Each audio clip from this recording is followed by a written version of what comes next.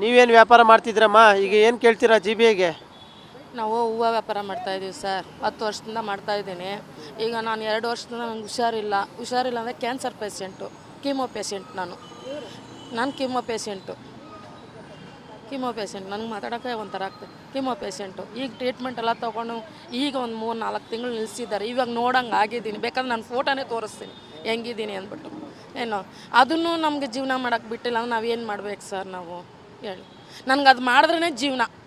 ನಿಮಗೆ ಗೊತ್ತು ಕೀಮೋ ಪೇಷೆಂಟ್ಗೆ ಯಾವ ಥರ ಟ್ರೀಟ್ಮೆಂಟ್ ಕೊಟ್ಟಿರ್ತಾರೆ ಅಂತ ನಿಮಗೆ ಗೊತ್ತಿರುತ್ತೆ ಇಲ್ವಾ? ನಾವು ಅದು ಸುಧಾರಿಸ್ಕೋಬೇಕನ್ನ ಮನೇಲಿ ಕೂತ್ಕೊಂಡು ಕೊರ್ಗೋಬಲ್ಲ. ಇಲ್ಲಿ ಬಂದು ಎಲ್ಲೋ ಒಂದು 10 ರೂಪಾಯಿ ಸಂಪಾದನೆ, ನಮ್ಮ ಕಷ್ಟಕ್ಕೆ, ನಮ್ಮ ಊಟಕ್ಕೆ, ನಮ್ಮ ಮಾತ್ರೆಗೆ, ನಮ್ಮ ಬಟ್ಟೆಗೆ ನಾವು ಸಂಪಾದನೆ ಮಾಡ್ಕೋಬೇಕು ಇಲ್ವಾ? ನಮ್ಮ ಅಪ್ಪ ಇದ್ದಾರೆ, 80 ವರ್ಷ ಅಪ್ಪ ಇದ್ದಾರೆ, ನೋಡ್ಕೋಬೇಕು. ತಂಗಿ ಹುಷಾರಿಲ್ಲ, ಅವ್ರನ್ನ ನೋಡ್ಕೋಬೇಕು. ಮೊದಲು ನನ್ನ ಇದನ್ನ ನಾನು ನೋಡ್ಕೋಬೇಕು. ನಮ್ಮ ಮಕ್ಕಳೆಲ್ಲ ಕೂಲಿನೇ ಮಾಡೋದು.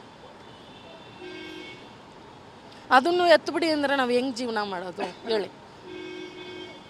ಫುಟ್ಪಾತಲ್ಲಿ ಯಾರಿಗೂ ತೊಂದರೆ ಇಲ್ಲ ಸರ್. ಇದುವರೆಗೂ ಇಲ್ಲಿ ಒಂದು ಗಲಾಟೆ ಇಲ್ಲ, ಒಂದು ಜಗಳ ಇಲ್ಲ, ಯಾರು ಬಂದು ಏನೂ ಕೇಳೋದಿಲ್ಲ. ಅವರು ಹೊಟ್ಟೆಪಾಡ ಅವ್ರವ್ರು ಮಾಡ್ಕೊಂಡು ಹೋಗ್ತಾ ಇದ್ದೀವಿ, ಯಾರಿಗೂ ತೊಂದರೆ ಕೊಡ್ತಾ ಇಲ್ಲ.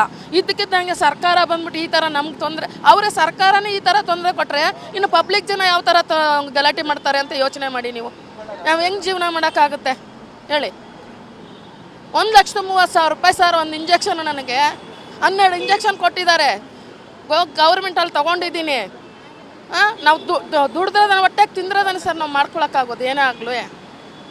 ಸರ್ಕಾರನೇ ಹಿಂಗೆ ಮಾಡಿಬಿಟ್ರೆ ಇನ್ನು ಪಬ್ಲಿಕ್ ಜನ ಹೆಂಗೆ ಮಾಡ್ತಾರೆ ಅಂತ ನಾನು ಕೇಳೋದು. ನಮಗೆ ಜನಸಂಖ್ಯೆ ಇರೋ ಕಡೆ ನಮ್ಗೆ ಜಾಗ ಕೊಡಲಿ, ನಾವು ಮಾಡ್ಕೊಂಡು ಹೋಗ್ತೀವಿ, ಜೀವನ ಮಾಡ್ಕೊಂಡು ಹೋಗ್ತೀವಿ. ನನ್ನ ಹೆಸರು ಕುಮಾರಿ ಅಂತ. ನಿಜಕ್ಕೂ ಇವರ ಮಾತುಗಳನ್ನ ಕೇಳಿದ್ರೆ ತುಂಬ ನೋವಾಗುತ್ತೆ. ಯಾಕಂದರೆ ಒಂದು ರೀತಿಯಲ್ಲಿ ಪಾದಾಚಾರಿ ಮಾರ್ಗ ಮುಕ್ತ ಮಾಡಬೇಕು, ಒಳ್ಳೆಯದು. ಆದರೆ ಈ ರೀತಿಯಾಗಿ ಬೇರೆ ಬೇರೆ ಕಾಯಿಲೆಯಿಂದ ಬಳಲ್ತಾ ಇದ್ದಾರೆ. ಅವ್ರಿಗೆ ಕ್ಯಾನ್ಸರ್ ಪೇಷಂಟ್ ಕೂಡ ಆಗಿದ್ದಾರೆ.